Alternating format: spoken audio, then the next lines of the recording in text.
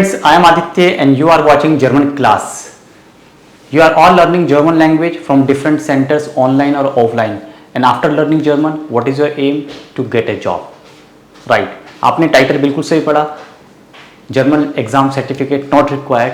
Yes, इसी पे चर्चा करेंगे, इसी पे आज डिस्कस करेंगे कि जर्मन लैंग्वेज का सर्टिफिकेट और उसकी इंपॉर्टेंस और उसके आगे कितना मायने हैं.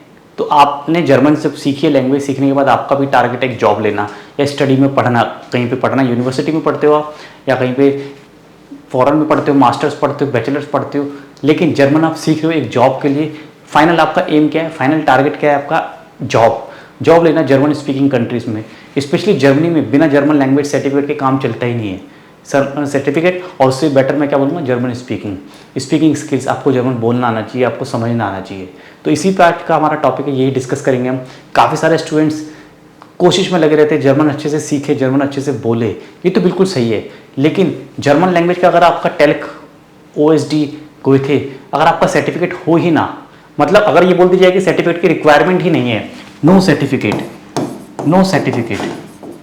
तो आप क्या इमेजिन करोगे? No certificate. आपने सर्टिफिकेट ले लिया, 90% आ गए, OSD ले लिया, चाहे टेल्क ले लिया, चाहे गोइथे ले लिया, चारों मॉड्यूल पास हो गए, सक्सेसफुली पास हो गए, सर्टिफिकेट आ गया आपके पास. ठीक है, आ गया सर्टिफिकेट. अब नेक्स्ट स्टेप क्या है? सर्टिफिकेट भी आ गया, चलो आपके पास, ठीक है, सर्टिफिकेट भी आ गया आपके पास. अब नेक्स्ट स्टेप क्या है? What is the next step? Next step क्या है? जॉब लेना. जॉब कैसे मिलेगी? सर्टिफिकेट दिखाया आपने या सेंड कर दिया, जॉब आ गई, जॉब लेटर आ गया? नहीं, ऐसा बिल्कुल नहीं होता. यहाँ पे इंपॉर्टेंट बात क्या है? यहाँ पे ऐसा इंपॉर्टेंट इसलिए है कि नो सर्टिफिकेट और सर्टिफिकेट, चाहे आपके पास सर्टिफिकेट है चाहे आपके पास सर्टिफिकेट नहीं है, इंपॉर्टेंट क्या है? आपकी स्किल्स इंपॉर्टेंट है, आपकी जर्मन लैंग्वेज की स्किल्स इंपॉर्टेंट है. मैं ये वीडियो में इसलिए बता रहा हूँ आपको कि स्टूडेंट सर्टिफिकेट के पीछे भाग रहे हैं, सर्टिफिकेट के पीछे परेशान है कि मेरा B1 का, मेरा B2 का सर्टिफिकेट नहीं आ रहा है, मेरे इतने अटैम्प्ट्स हो गए हैं, मैं इतने नंबर से रह गया, मेरे बार बार सेम नंबर आ रहे हैं. इस पर मैंने वीडियो बनाया, बार बार सेम नंबर आ रहे हैं, तो क्या करना है? अगर आपने नहीं देखा तो उसको भी देख लेना. तो मैं क्या करूँ, परेशान रहते हैं स्टूडेंट, सर्टिफिकेट बस यही चलता रहता है.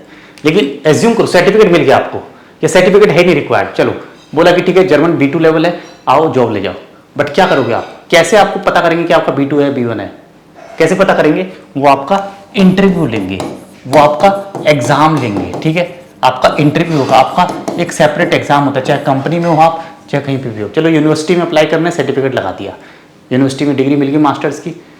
ठीक है, अब आप अप्लाई कर रहे हो जॉब के लिए. अब क्या बोलोगे? फिर दोबारा जर्मन का सर्टिफिकेट लगाओगे. ठीक है, बट उससे जॉब नहीं मिलेगी, ध्यान रखना. हम बात कर रहे हैं जॉब. अल्टीमेट एम क्या है हमारा? अल्टीमेट एम है हमारा जॉब. इसमें सर्टिफिकेट की कोई इंपॉर्टेंस नहीं है, चाहे सर्टिफिकेट है चाहे नहीं है. उससे भी ज़्यादा इंपॉर्टेंट क्या है? आपका इंटरव्यू क्रैक, आपका एग्जाम जो भी लिया जाएगा कंसर्न ऑर्गेनाइजेशन में, कंपनी में.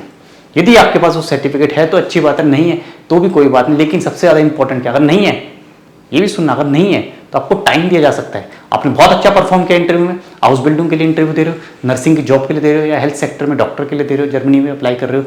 सबसे ज़्यादा इंपॉर्टेंट क्या है? आपके स्किल्स. आपको जर्मन बोलना आता है, आप पेशेंट से बात कर सकते हो, आप हमारे क्लाइंट से बात कर पाओगे, आप इंटरव्यू फेस कर पाओगे 5 मिनट का, 10 मिनट तक. आप किसी टॉपिक पर डिस्कस कर सकते हो, अपना आर्गूमेंट रख सकते हो, अपना ओपिनियन रख सकते हो. ये इंपॉर्टेंट है, स्पीकिंग स्किल्स ये इंपॉर्टेंट है, ये समझ लेना बस. आजकल स्टूडेंट्स क्या है, भूल जाते हैं.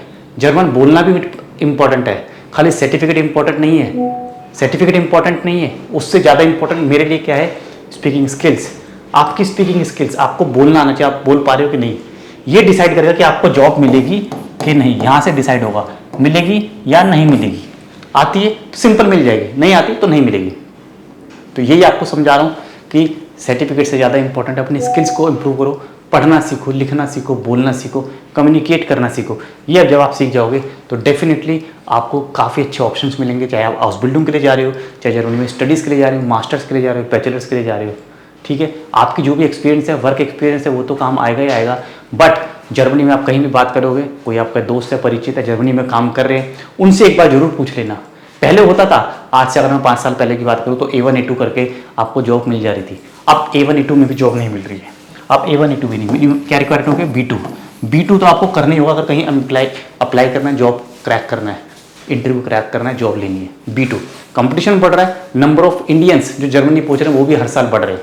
आप डेटा चेक कर सकते हो, इन्फॉर्मेशन चेक कर सकते हो, किससे संपर्क कर सकते हो, कॉन्टैक्ट कर सकते हो। इस चीज़ को जरूर ध्यान रखना कि आपका लेवल B2 अच्छे वाला B2 लेवल होना चाहिए। मैं सर्टिफिकेट की फिर दोबारा बात ये नहीं कर रहा हूँ, आप बोलोगे मेरा तो B2 सर्टिफिकेट है मेरे पास, मैंने पढ़ा हुआ है B2 मेरे पास है, मैंने करा हुआ है 70% 80%, बट अब खुद से देखो क्या आप एक 150 वर्ड्स में कुछ लिख पाते हो? एक टेक्स्ट लिख पाओगे 150 वर्ड्स में? क्या आपके पास क्लाइंट से बात करने का है, अभी जुनून है, क्लाइंट से बात करने का कॉन्फिडेंस है? अगर आपको बोल दिया जाए कि आपके क्लाइंट से इनसे ज़रा 5 मिनट, याद नहीं, सिर्फ 5 मिनट में जर्मन से डिस्कस करो, जर्मन में बात करो 5 मिनट में, आप बात कर पाओगे? यदि आंसर है यस, आंसर इसका यस, तो बस your level is okay. Okay, no other testimonial required, no other document required. फिर आप टाइम ले सकते हो कंपनी में, अपने हॉस्पिटल में, अपने क्लिनिक में, जहाँ भी आप अप्लाई कर रहे हो जॉब के लिए। स्पेशली हेल्थ केयर सेक्टर की मैं बात इसलिए कर रहा हूँ क्योंकि आजकल सबसे ज़्यादा अपॉर्चुनिटी जर्मनी में हेल्थ केयर सेक्टर में जा रहे हैं। इंडियंस काफ़ी सारे नर्सिंग की जॉब के लिए जा रहे हैं, नर्सिंग की हाउस बिल्डिंग के लिए जा रहे हैं, और हॉस्पिटल में डॉक्टर्स के लिए जा रहे हैं। डॉक्टर्स की भी रिक्वायरमेंट है, जो इंडियन डॉक्टर्स हैं वो हॉस्पिटल में जर्मनी में काम करना चाहते हैं। बस ये आपने कर दिया तो फिर आप बोल सकते हो कि yes I need 6 months time, I need 1 year time.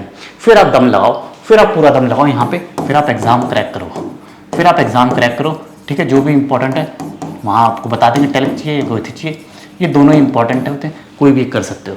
बस ये सेकेंडरी, पहले आप फोकस करो अपनी पढ़ाई पे।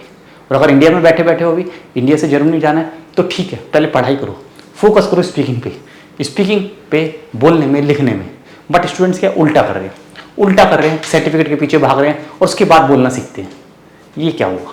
सर्टिफिकेट के पीछे भाग रहे हो, एग्जाम के पीछे भाग रहे हो, 3-4 महीने लगा दिए, 20-25 हज़ार रुपये लगा दिए। क्यों? एक बार में नहीं हुआ, दूसरी बार, तीसरी बार, 4 बार, कितने पैसे लग गए आपके? तो क्या है, सीधी सी बात क्या है, पहले सीख लो, अच्छे से सीख लो, लिखना सीख लो, बोलना सीख लो, तो एग्जाम तो एक बार ही में हो जाएगा, फिर क्रैक हो जाएगा ना, 4 बार देने की जरूरत ही नहीं होगी। तो ये भी बेनिफिट है। बस ये मैसेज देना था इस वीडियो के through. I hope you enjoyed this video, और ये आपको इन्फॉर्मेटिव लगा है तो लाइक करना, इसको शेयर करो अपने दोस्तों के साथ जो भी सब जर्मन सीख रहे हैं। Thank you so much and wish you all good luck.